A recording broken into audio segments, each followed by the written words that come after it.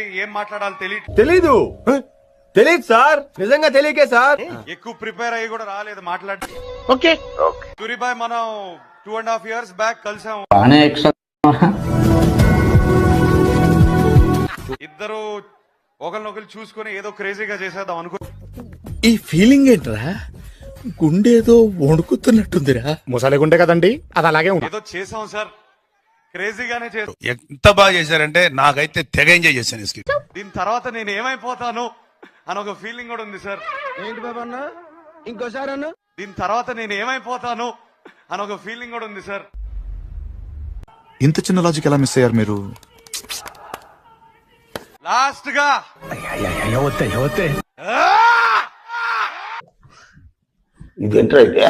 అరే నీ అబ్బా సినిమా చేసి స్కంద అనే సినిమా చేసి మీ ముందుకు వస్తున్నా. ఈ ఊళ్ళో ఉన్నాడు రా బిల్డప్ బాబాయ్ అని, ఆడు వచ్చాడంటే పెద్ద తల గారి అభిమానులందరికీ ఒక్క హామీ ఇస్తున్నానండి. సారీ కరెక్టే, మర్చిపోయాను.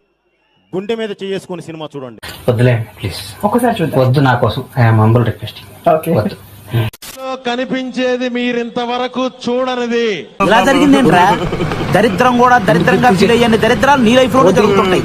అభిమాన దేవుళ్ళ కోసం ఇంకొకసారి ప్లే చేయండి. ఎక్కడ పెట్టుకునేది చెప్పు, ఎక్కడ పెట్టుకోమంటే అక్కడ పెట్టేసుకుంటాను చెప్పు.